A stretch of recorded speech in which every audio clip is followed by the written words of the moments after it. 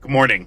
Let's talk about coercion. One of the Caillou convoy protesters who are still going in Calgary for, I don't know, being angry that the sky's blue was on the CBC. But they said that they're currently upset because people who got the vaccine were coerced into getting the vaccine because their jobs had requirements. But first things first, if you believe that you should be just granted a job based on no qualifications or requirements, you're a communism.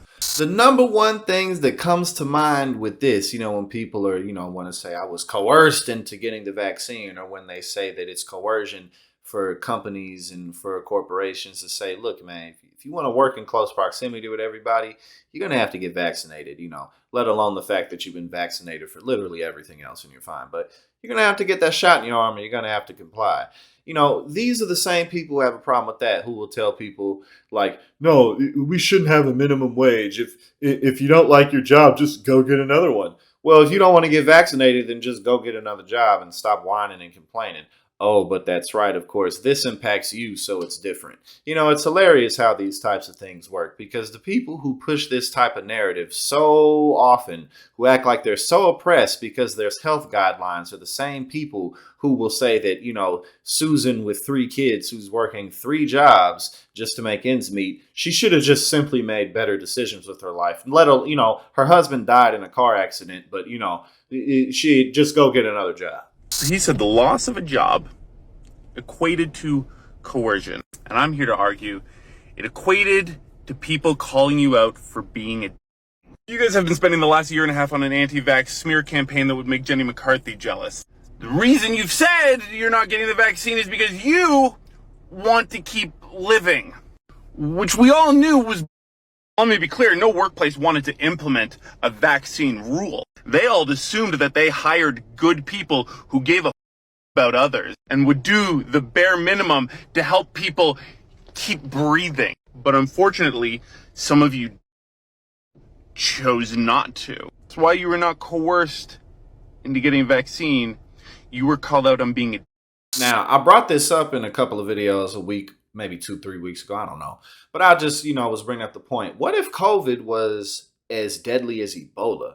Would people still be against getting the vaccine? Would they still be so adamant to say, no, all these people dropping dead, it's not from Ebola, it's because of the Democrats and their agenda in China and the vaccines and whatever it is that they're talking about? Would you still have this same sentiment?